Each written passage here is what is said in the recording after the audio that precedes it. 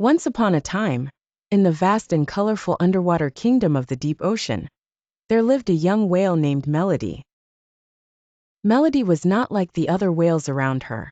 While most of her family and friends preferred to swim in harmony with the ocean's currents, Melody loved to sing.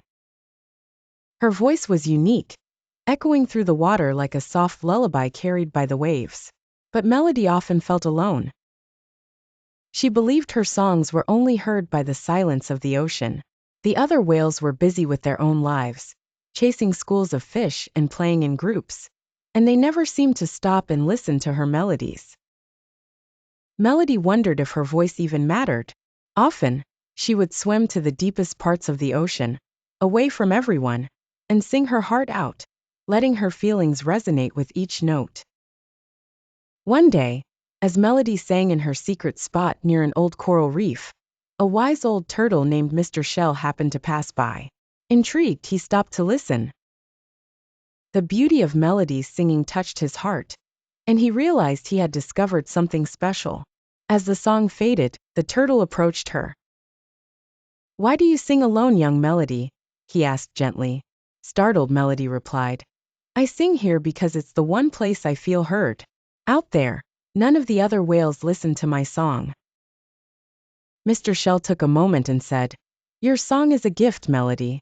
Just because it seems no one is listening doesn't mean it's not reaching places you've never imagined."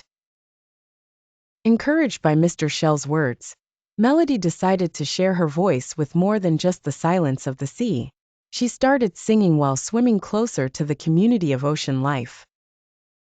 What she didn't realize was that the other sea creatures had indeed heard her before, but were too caught up in their own world to respond. As Melody sang new songs, a remarkable thing happened. Her tunes began to form connections between creatures of different kinds.